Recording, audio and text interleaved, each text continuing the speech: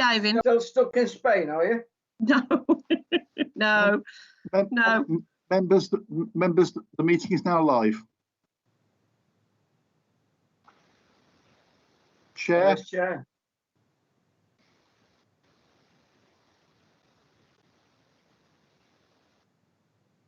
Councillor Greatrix.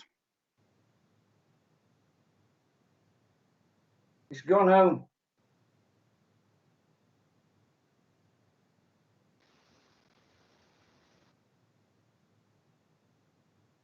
Members, I will just check on Councillor Greatrix's availability.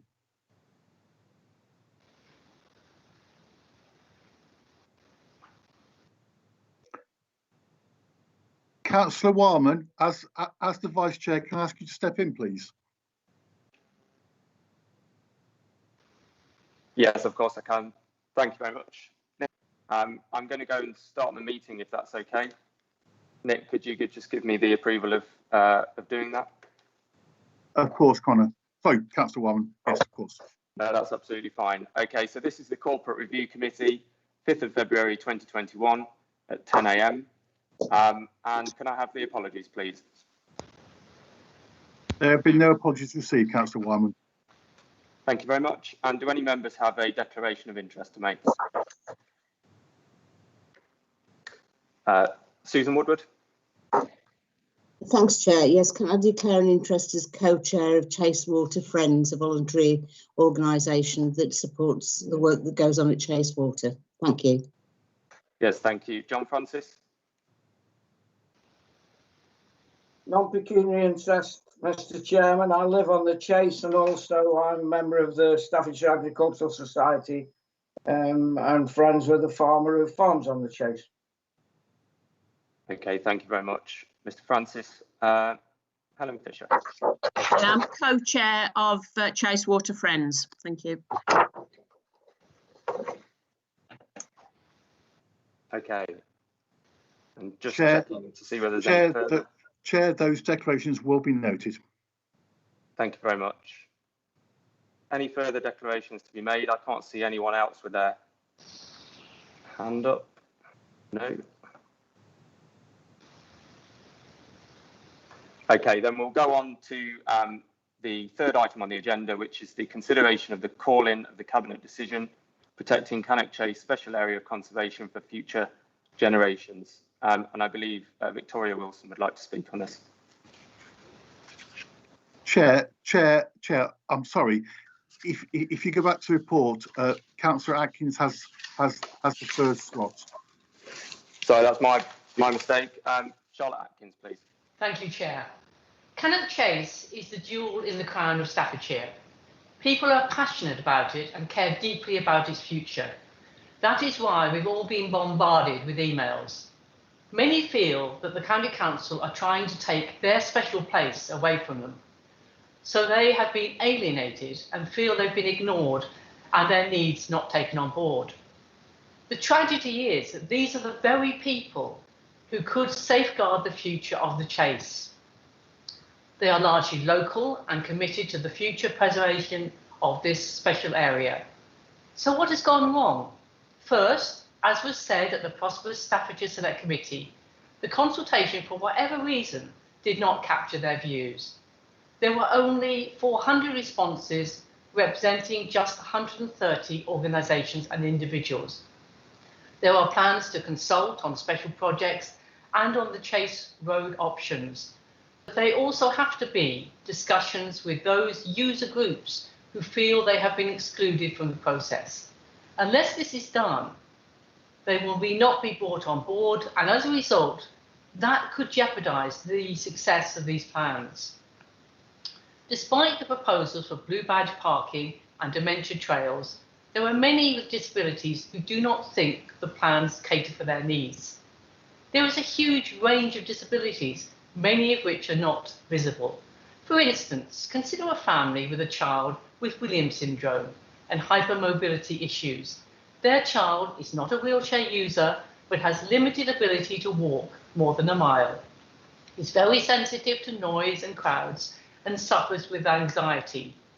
So they need to be able to park near the quiet area they want to access away from crowds, noise, and lots of cars. But they also need to be able to access toilet facilities quickly too. It should be possible for the County Council to accommodate such families, perhaps with a special permit, if they can prove their need.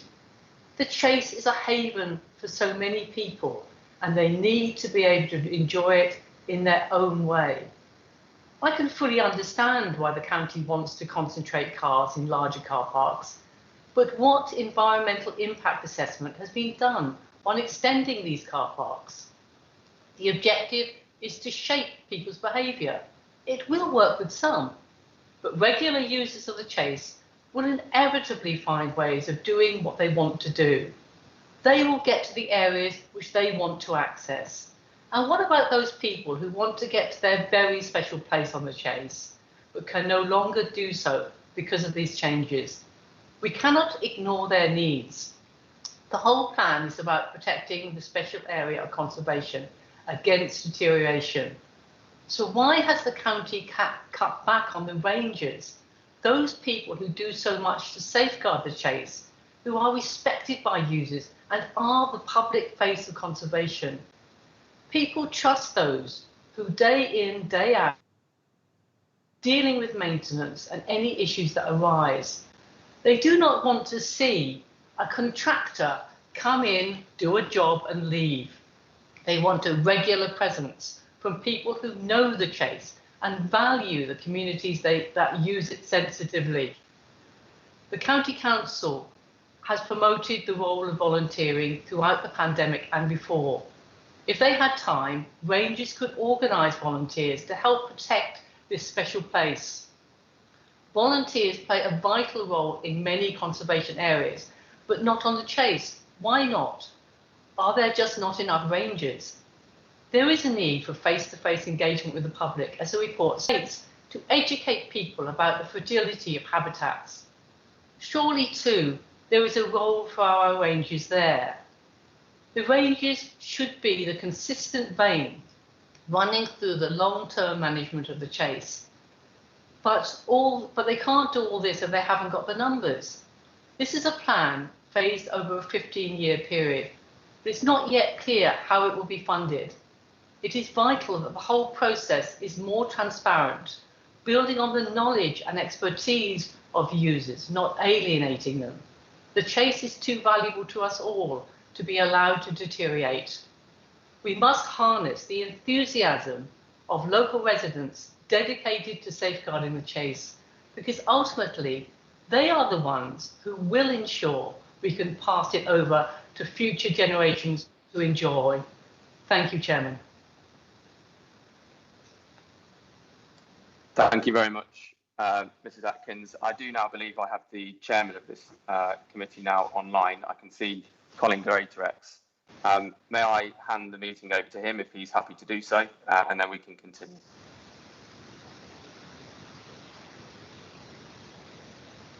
Colin, I believe you're on mute. Apologies. Okay, apologies all round. My broadband dropped out at just the wrong time. But thank you for Councillor Wyman for stepping in there. No, that's no problem at all. Obviously, we've had the presentation from Councillor Atkins.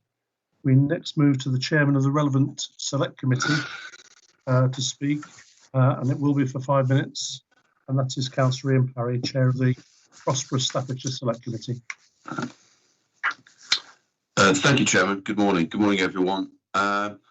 Yes, the Prosperous Select Committee received this report from the Cabinet member back in November. The committee also received at that meeting a input from the Save Cannock Chase group representative, and we heard input from that representative at the meeting and heard their concerns. We thought it was important to hear those views of the organisation that's been the most prolific, really, on issuing emails and communications and media output strikingly against the idea of conservation of Cannock Chase. The committee was overall convinced that the cabinet member's position and the decision that she was proposing to protect the most vulnerable areas of Cannock Chase was a sound one, and that it would ensure that the Cannock Chase most vulnerable parts, the areas of special areas of conservation, would be protected for future use. There are many parts of this country where sensitive habitat and landscape and conserved parts are not accessible to the public generally. I can remember as a child being taken to Stonehenge and being able to walk around the stones and walk up and touch them. You can barely get within half a mile of Stonehenge these days, simply because people want to preserve a very special part of our heritage. And that's the case in many parts of the country. Sensitive areas need protecting. The public now have greater accessibility. The use, the car use and transportation links mean that we can get to almost any part of this United Kingdom. And that means actually greater vulnerability for some of those special sensitive areas. So the committee recognised that actually the decision itself was a sound one, and the intention to allow people to access vast parts of Cannock Chase with very adequate parking, with suitable convenience facilities such as toilets and places to get a drink or something to eat, were easily accessible, so that the diverse use of the park, of the chase, whether that be people who are walking, who are exploring, who are on cycles or horses or walking their dogs or whatever, could continue to enjoy the chase without damaging its most sensitive areas that would be later waste for future generations. And it's a responsibility of the Special Area of Conservation Partnership to actually protect those areas. So that was the position of the Select Committee. However, we recognised that this chase, the chase, Cannock Chase, was actually accessed on a regular basis by people from not just that part of the county, but many from outside the county, from all across the Midlands region and much further afield. There were representation, we observed, from people even abroad who remember the chase and were concerned that they were hearing all sorts of things, many things which of course were unfactual, in fact, non-factual, in fact. So our thoughts were, was the consultation, which would in itself, given that it was conducted during this pandemic, itself robust enough and comprehensive enough to be able to judge it as being fair and reasonable in consulting the people affected by it. I think, and the committee felt, very difficult to actually reach everyone individually, personally, and that the cabinet member and the partnership had done their best to actually reach as many people as they could.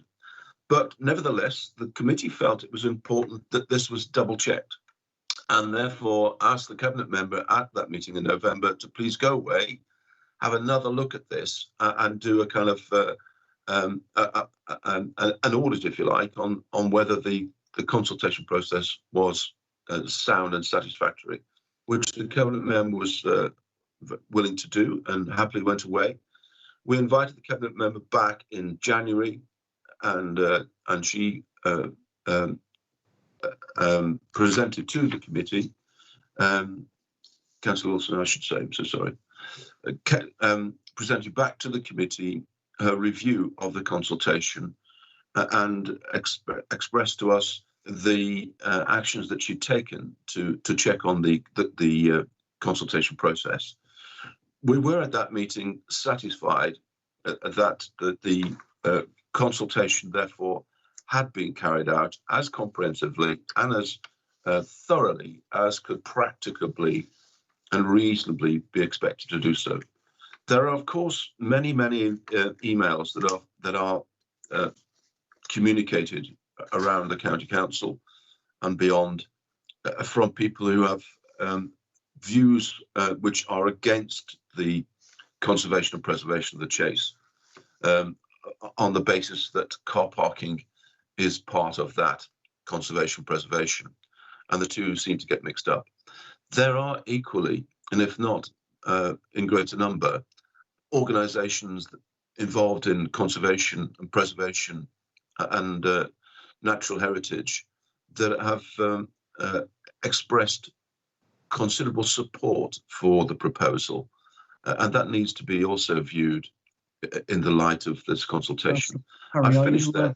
Winding up. I'm finished there, Chairman. So I think we've given this two sessions in our scrutiny. We've given it several hours of scrutiny time, and we're satisfied that the consultation was fair and reasonable. Thank you, Chairman. Thank you, Councillor Parry. We'll be keeping people to the 5 minutes limit. We have heard from Councillor Atkins on behalf of the lead member who's called in this meeting. We've heard from the chairman of the relevant select committee. Now I'm going to invite Councillor Victoria Wilson, who's the cabinet member for Communities and Culture, to speak, and also her team. And again, I'll just remind you of the 5 minute limit. Thank you, Chairman, and good morning, everybody. Firstly, I'd like to say that given the thorough scrutiny process these proposals have been through, it's disappointing that the questions which form part of this call weren't raised earlier. Throughout the process, I've made myself available to answer any questions on the proposals. However, we're now within corporate scrutiny, and we will dedicate our time to responding to the questions that have been raised. Cannock Chase is one of the jewels in Staffordshire's crown, and as owners of some of the most environmentally important parts of the chase, we have a legal and moral duty to protect it for future generations in the face of increasing demand. The Cannock Chase Special Area of Conservation Partnership has been created to respond to increasing visitor pressure from housing development, utilising developer contributions. It has developed proposals for access, infrastructure and engagement, and for car parking changes, which aim to mitigate the impacts of increased recreational pressure associated with the growing resident population.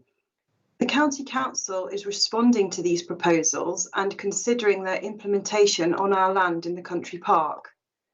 They include measures to reduce pressure on the most sensitive areas while increasing capacity in the more robust locations to ensure we can sustainably meet the growing demand to visit the site. In relation to the questions, it's important to understand that these proposals do not represent all that is happening to conserve Cannock Chase. They're one strand of a broader approach. To explain further and to answer the specific questions, I'm going to hand over to the officers Janine Cox and Sarah Bentley to provide the detail.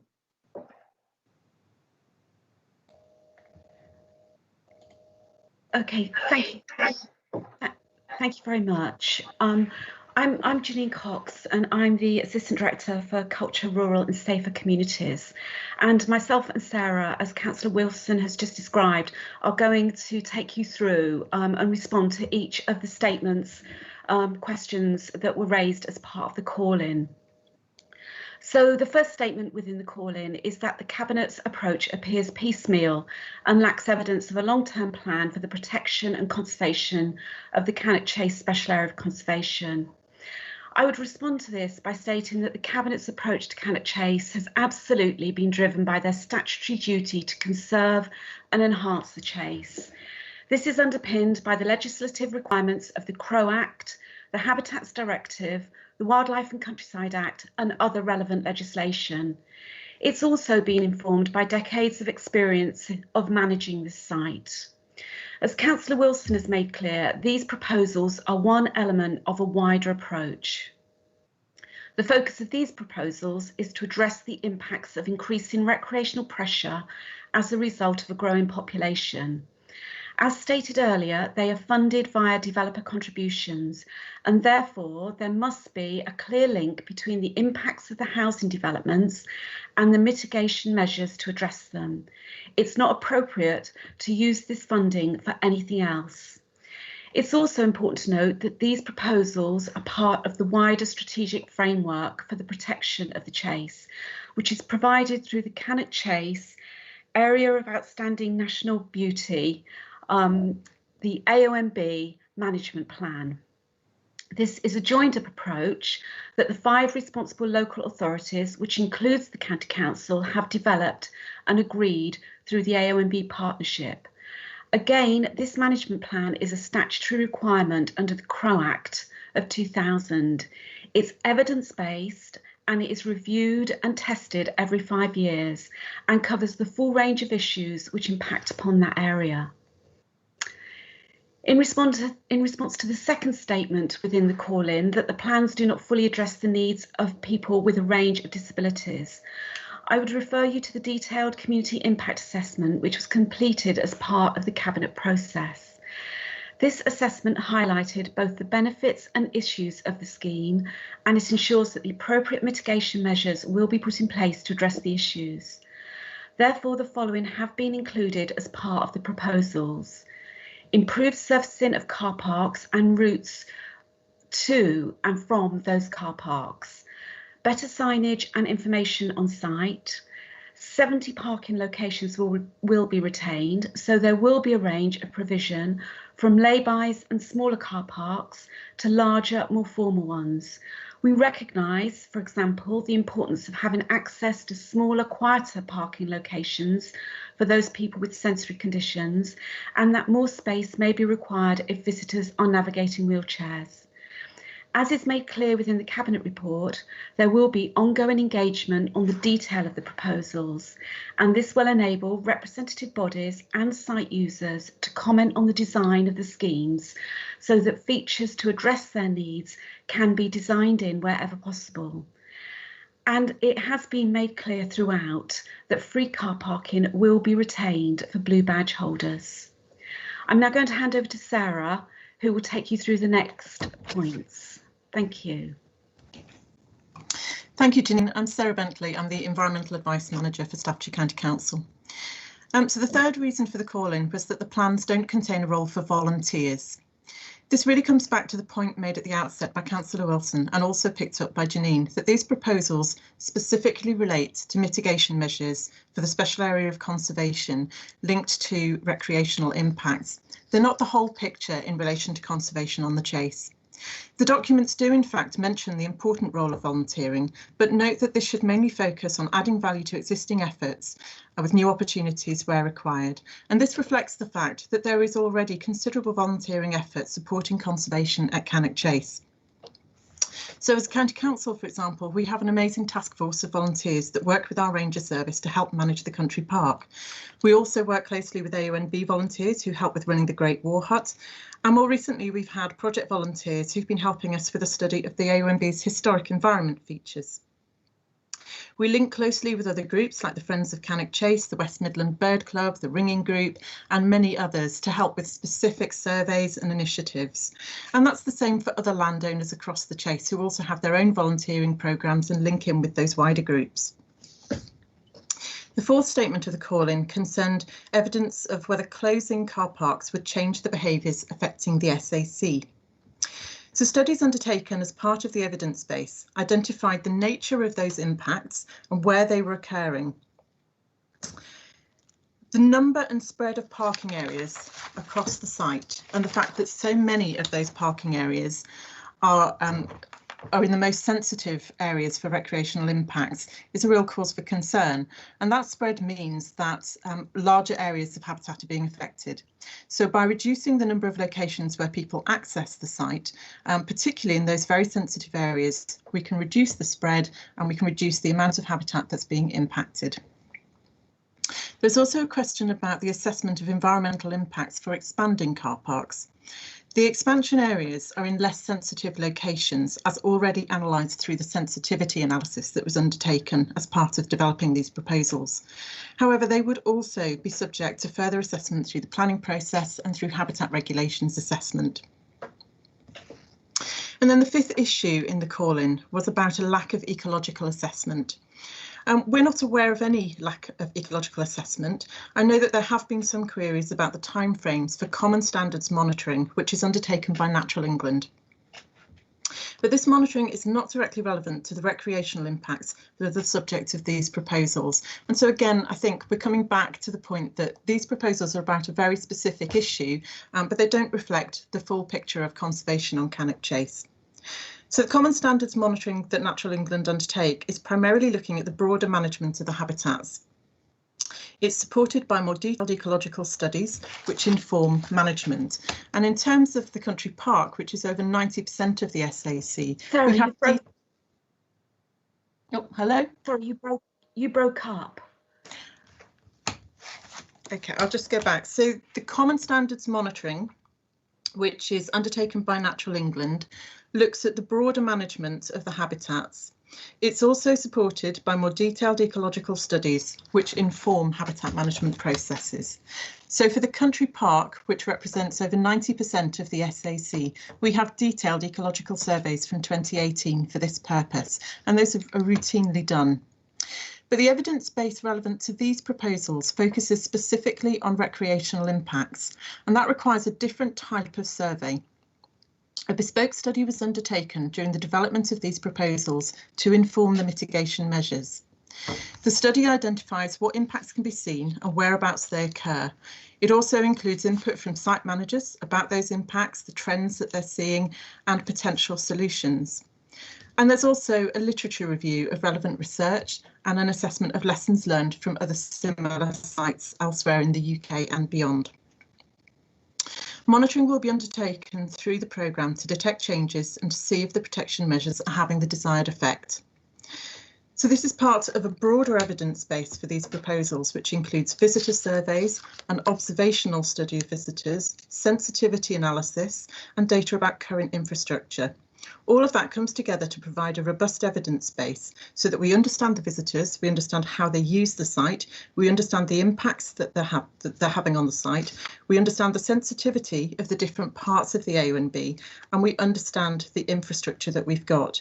All of this has then been analysed and reviewed to develop the mitigation measures to address those increasing impacts, and ultimately to make sure that we can accommodate increasing visitor growth on the site in a sustainable way whilst also protecting the legally protected habitats. So that concludes my presentation. I'd like to hand back to Councillor Wilson. Thank you, Janine and Sarah. I think that really responds in full to the questions put as part of the call-in. Therefore, I will hand back to you, Chair. Thank you. Okay, thanks to all those speakers there. Can I just remind members of the Corporate Review Committee of our process now? We have 3 options with a call-in, and it's a well-worked practice. So I'll just remind you, there are 3 decisions that we could take in scrutinising this cabinet decision, and I'll use the traffic lights analogy. We can either say there's no problem with it, it's a green light and the decision can go ahead. We can, if you like, red light it and say no, we want it to go back to cabinet, or we can, I'll call it the amber light, we can say, well, we're going to refer it to the full council for discussion. And they're the only 3 options that we have to consider. So just to remind you of that, we can't really value judge and suggest why not this, why not that. We really have to look at those 3 options, and I'll be looking for members to speak on the matter, but also I'll be looking for members to propose and second one of those 3 options. First person to indicate is Councillor John Francis. Thank you, Chairman. As a resident of the Chase for 40 years, it's been my privilege to be able to walk over the Chase and to enjoy it in a manner which is absolutely synonymous and fantastic with the area of outstanding natural beauty. It's the smallest area of outstanding natural beauty in England, And the triple SIs are very important Europe-wide, to be quite frank. One of them is behind my house. We had a parish council meeting. I've got 4 parish councils. 4 of my parish councils are on the Chase, and they're all absolutely involved with the Chase, love it, and absolutely adore using the Chase. It's a very important asset for the urban areas around it, as Councillor Atkins has quite rightly pointed out. However, in the 40 years that I've lived here, the amount of traffic and the amount of people using the Chase has gone up tremendously. I would say at least a factor of between 5 and 8 times, perhaps, if not more. And as for consultations, I've done consultations when I was chair of Berkshire Parish Council, which has got a big chunk of the Chase and its responsibility. But you can take a horse to water, but you can't make them drink. So, you know, the consultations are all very well, but they only give you part of the picture. And at the parish council meeting the other night, which is Brockton Parish Council, we had a member of the public there who was telling us about Brockton Coppice, and the bikers had actually dug another trail right close to some of the trees in Brockton Coppice. Now, this is going on all the time. So we've got to really get on top of this. And to be quite frank, we should be welcoming these proposals, pardon my throat. And I refer you to page 18 of the document, little f. This process at the moment is a starting gun to put all this into operation for the next 15 years. And little f says there will be further public consultation on proposal for Chase Road and Marquis Drive, and G, there will be further engagement on the detailed proposals for each phase of implementation over the 15-year period, and plans will be reviewed every 5 years against progress and monitoring data. Alongside letters of concern, there have also been a significant number of letters of support received for the proposals. Staffordshire Wildlife Trust, Cannock Chase A&B Partnership, North Staffordshire Green Party, West Midlands Bird Club. So we've got lots of organisations which are recognised nationwide, which actually support this. And I might add that the residents around me who live in the Chase actually support this, because we do need to mitigate the damage that's done to the Chase by the amount of people using it.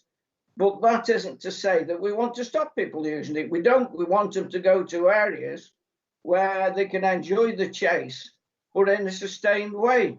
So that's all I have to say on the subject at the minute, Chairman. Thank you.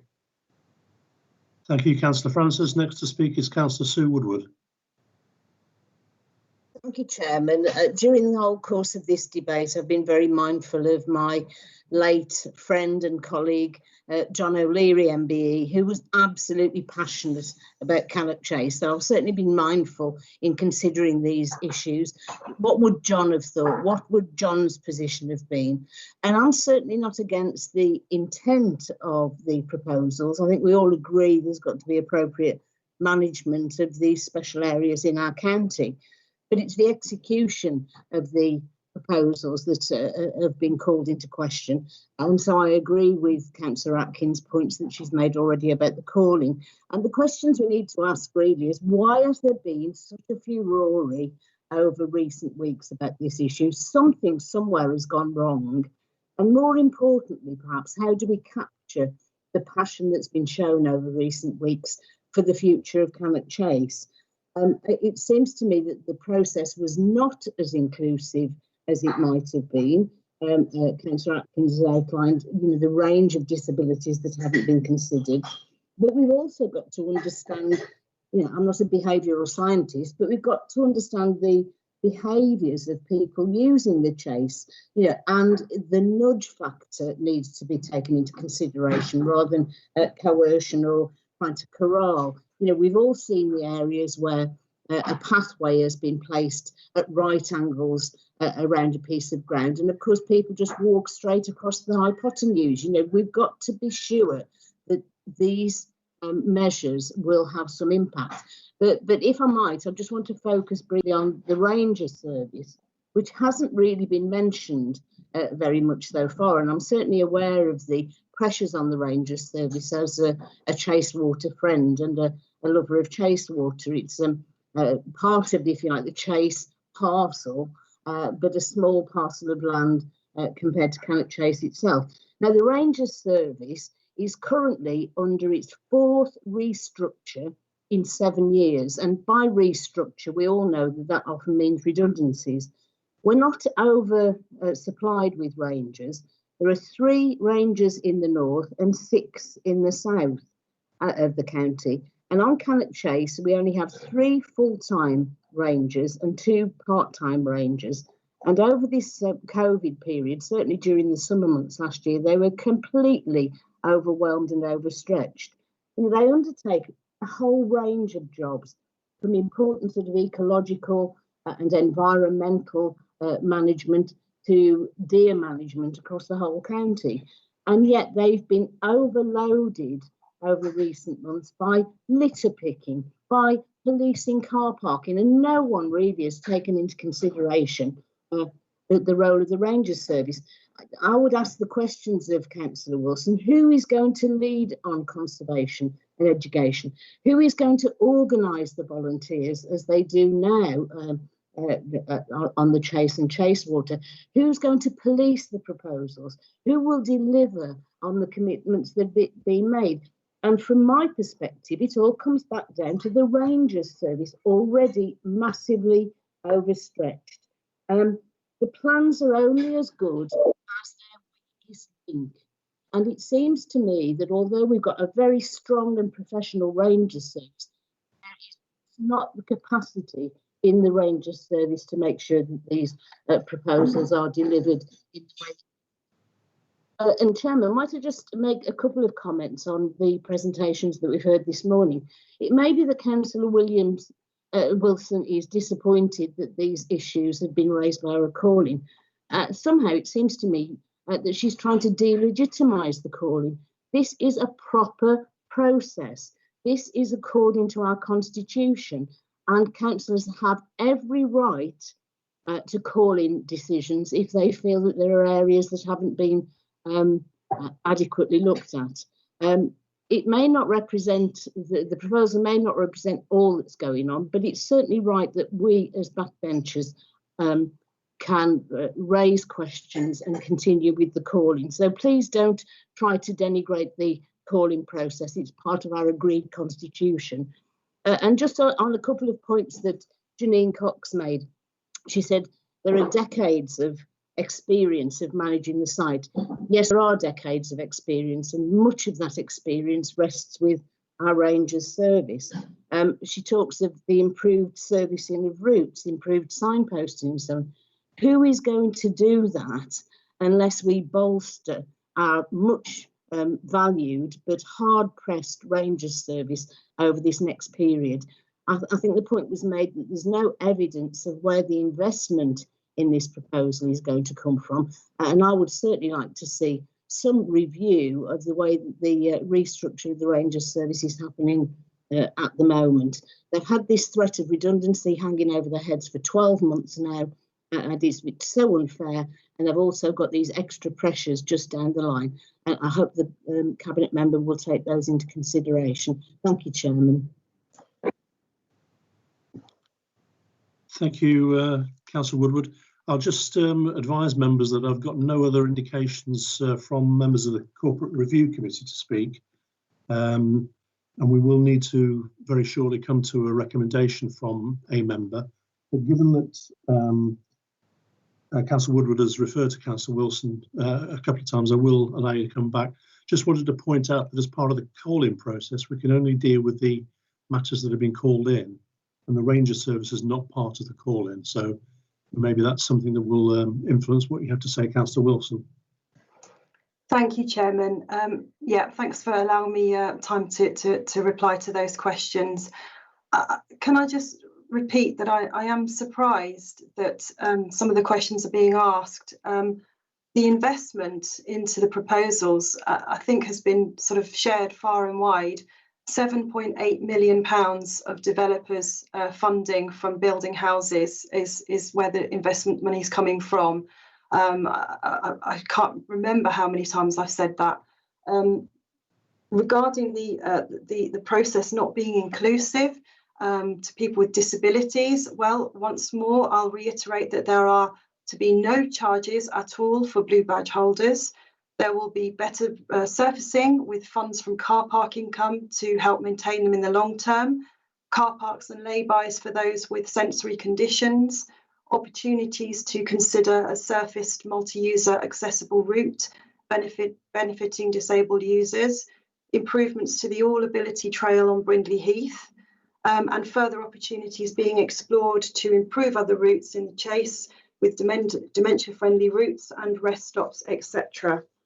The measures will have an impact, but we hope that going forward for the next 10 to 15 years, there will be face-to-face engagement with visitors to raise awareness of the sites, the nature there, the conservation importance, showing people wildlife, influencing visitor behaviour such as cyclists off bridleways, horse riders off bridleways, dogs off the lead, wildlife photographers who are too focused on taking the perfect photo, handing out dog bags and showing where to dispose of them, directing them to suitable locations for the type of activity that they do, being an on-site present which reduces antisocial behaviour, reporting issues such as gates being left open, dogs worrying livestock, bins needing emptying, mediating conflicts between different user groups.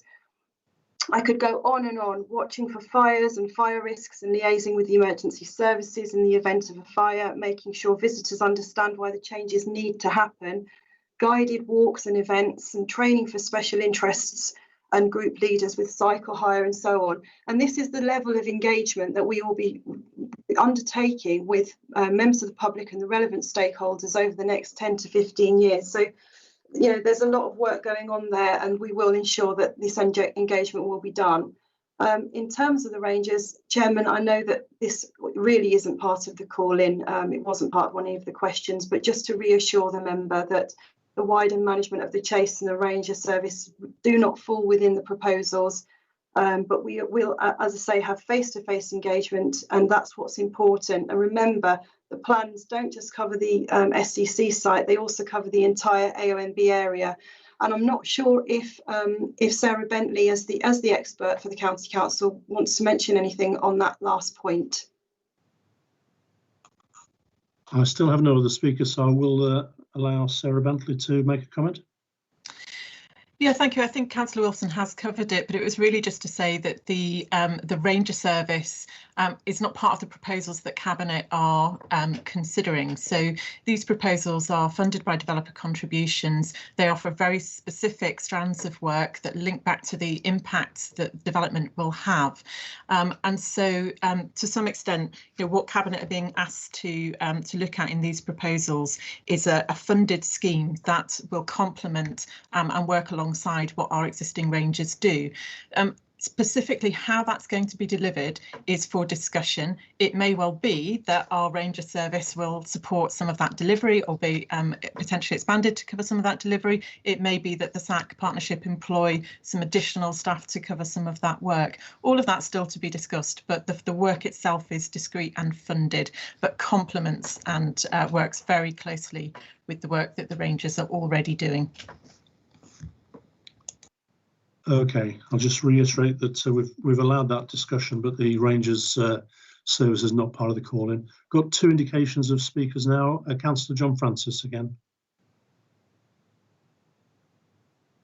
Yes, just a quick one, Chairman. The County Council 20 odd years ago decided to put car parking charges on Milford Common. And I was chair of the parish council at the time that oversees Milford Common, and we objected to it. And we objected to it on the grounds of exactly that's been alluded to today, that it would exclude people. It doesn't do anything of the sort. It actually enhanced the area because it actually paid for tarmac in the car park and making it much better facility for disabled access, to be quite frank. And as the cabinet members alluded to, blue badge holders don't have to pay anyway. And I might add that 27 years ago, the county council in his wisdom wanted to plough a road through Cannock Chase AONB right down to junction 13 through the blinking AONB area of special scientific interest. So, you know, this has all been gone through before. And I might add that the only people that objected to that road were people who live in this area, and nobody else ever came forward to support us. So I think it's a bit rich that people from all over the place have suddenly decided that this shouldn't go ahead when there's the proposals are actually to save the chase. Thank you again, Councillor Francis. Councillor Sue Woodward. Yeah, thank you, Chairman. If I might just come back on some of the points that have been raised in response. You know, the Rangers service certainly isn't part of this current set of proposals, but all of the proposals really are predicated on the ability of the County Council to deliver. So who is going to organise the volunteers? Who is going to do all of that list of things that Councillor Wilson read out to us? You know, volunteers will need organising, and you know, the Rangers service are the people who currently organise our volunteers and do so very well within the capacity that they have at present.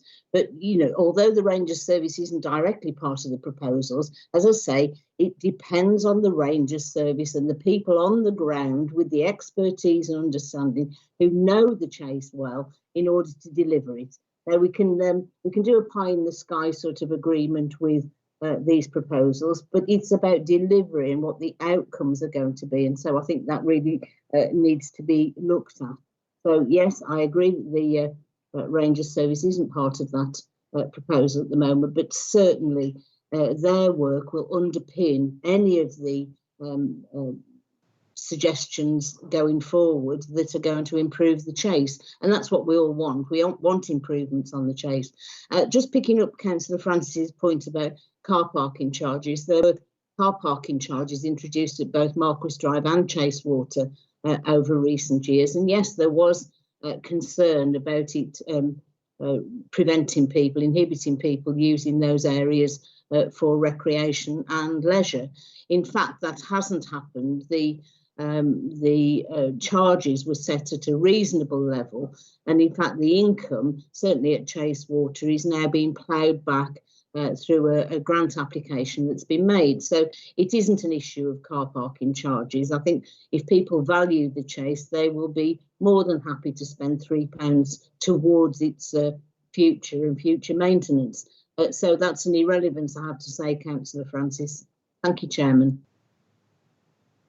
Thank you, Councillor Woodward. Next to indicate is Councillor Conor Wyman. Thank you very much, Chairman. And Councillor Woodward has just mentioned one of the points I wanted to talk about, which is about parking charges and surplus funds then going back into the chase.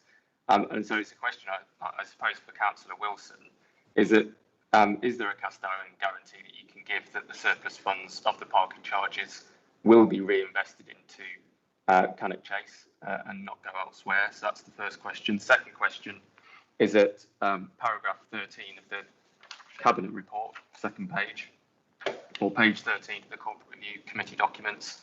And it talks about the fact that there's an ideal approach to implementation to ensure that measures are in place to address issues such as displacement, parking on verges, and that long-term car parks are improved ahead of any others being closed.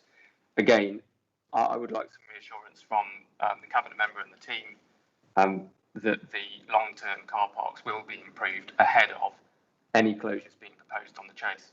Thank you. Thank you, Councillor Wyman. I've got an indication from another member, but I'll allow Councillor Wilson to respond to those two questions about the reinvestment into the service and the long-term future of the car parks.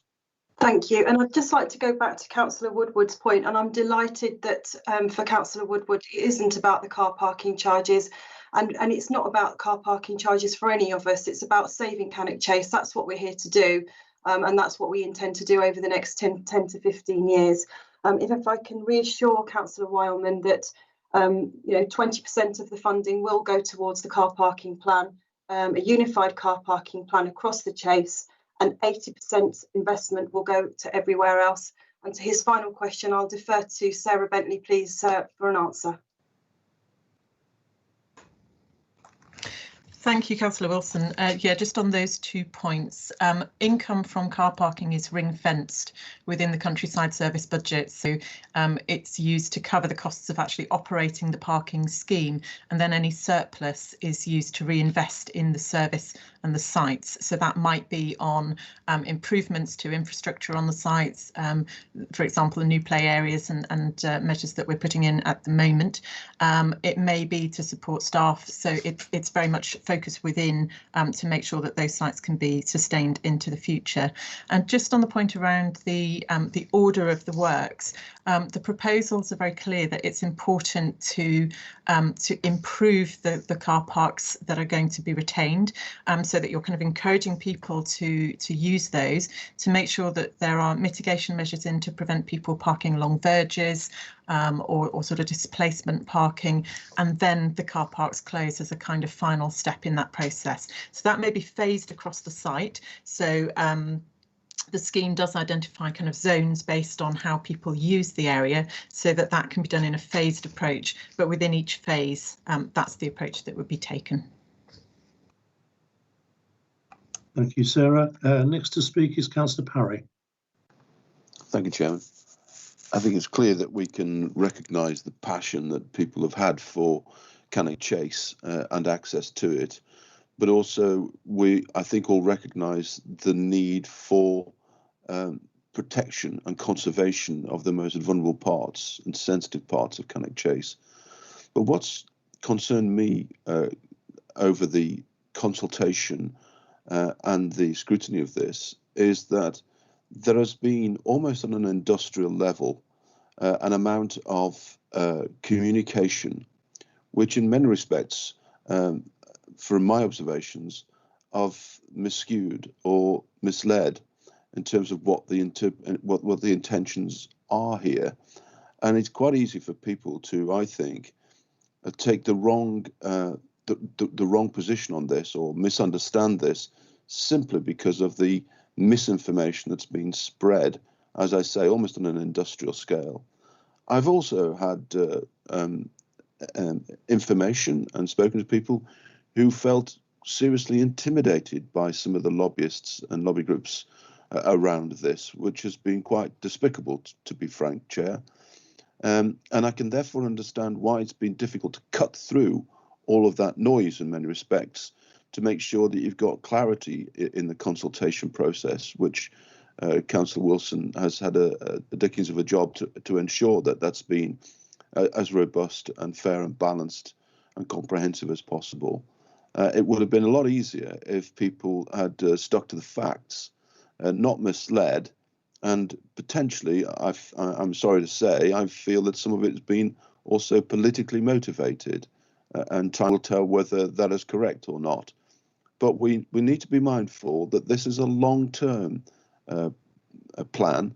Nothing's going to happen tomorrow morning. It's a long-term plan. There'll be plenty of time for, I think, refinement as the plan takes place and is implemented. I think there's plenty of scope to make sure that there is consideration given to anyone who is potentially disadvantaged from this. But I think, are all now used to paying for parking. For goodness sake, you can't even park for free at supermarkets these days. You have to pay. And that's a basic thing, isn't it? Basic need. So where we are accessing, places of interest, places of leisure, there's very often a parking implication cost to it, but that's the only cost. The benefits that you get from the rest of it for a small parking fee are considerable, and the Chase, is free access. The the ability to be able to park and enjoy it conveniently with facilities nearby will be much improved. And it's just a shame that the consultation process that we tried to scrutinise as effectively we could was just, I think, disrupted by so much noise and misinformation. Thank you, Chair. Okay, to echo that last point, I know that a number of members of Corporate Review and officers and cabinet members have seen quite a bit of lobbying with various fors and against in terms of issues relating to this this matter. I think we're all hopeful that Cannock Chase is enjoyed by as many as possible, and everybody's been speaking very positively about Cannock Chase. However, I do recognise that we have had that lobbying, although that's not part of the call-in process that we've got. We've had Councillor Atkins, who's raised the 5 issues that she has, both in writing in the report, and has been able to present that today. We've had the responses to those 5 issues from Councillor Parry on behalf of the Select Committee that looked at the Cabinet decision. And we've also had Victoria Wilson, Cabinet member, and officers who've addressed those 5 call-in matters in the way that they wanted to. So I think we've got to the stage now where we're ready for a member to make a recommendation. As I said, we're looking really for 1 of 3 recommendations. Councillor Woodward. Thank you, Chairman. I don't know whether Councillor Atkins was intending to move this, but can I move option B, that the matter is referred back to the Cabinet to consider some of the issues that have been raised today further? And I'll second that. Okay, option B to refer it to Cabinet has been proposed and seconded. Chairman, can I just? I would, sorry, thank you, Chairman. I would need to know from both Councillor Woodward and Councillor Atkins what issues they would like to refer back to Cabinet, please. We need to be specific on those. Councillor Woodward, as the proposer, are you able to say what you would like to highlight as issues for the Cabinet? Points that are made during the course of the debate, Chairman, but specifically, how are these proposals going to be implemented given the pressures on the Rangers service as it currently is? Well, I'll just go back to the Rangers service, what I've said earlier. I mean, one of the things that you have got in the list of 5 items that Councillor Atkins has raised is the volunteering. So maybe that's an aspect that you would like to have considered. Is that the only issue? I mean, Councillor Atkins has indicated as well. I can invite Councillor Atkins to see if that covers her seconding of your request. Councillor Atkins. Yes, well, indeed, because when the word ranger wasn't actually in the call-in proposals, but I saw the Rangers as part of the long-term management of the chase. That's where the Rangers come in, and that's very much part of the call-in, because I don't see how we can manage the chase without the active involvement and bolstering of the Ranger service, because that is absolutely crucial to the future of the chase, not only in terms of their expertise, but in their ability to organise volunteers, given how much the County Council has rightly focused on volunteers both before and during the pandemic. So it seems to me that we are covering the Ranger service within the call-in.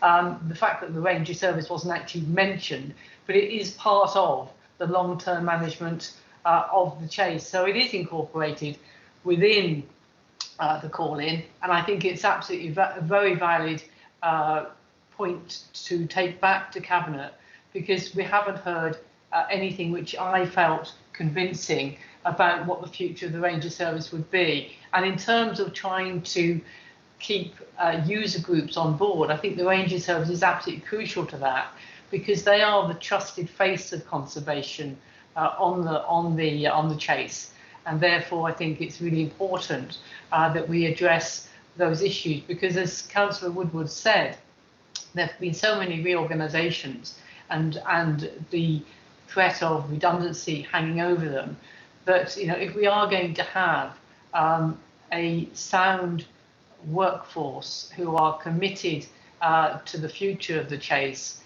then I think that the Ranger service is crucial to that. Thank you.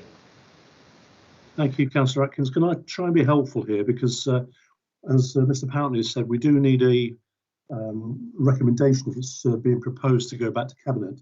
And I've just listened to what Councillors Woodward and Atkins have both said. And I won't put words in your mouth, but what I've written down here is that you would like the Cabinet to look at measures for implementation, particularly in relation to coordination of volunteers and also the long-term management issues. Would that cover the requirement, Councillor Woodward? That's very helpful. Thank you, Councillor Greatrix. Okay, well, I've got That's that. excellent. That's excellent. Thank you. Okay, I've got that if officers haven't, and we'll move on with that being the proposal that's been seconded, and I'll bring in Councillor John Francis.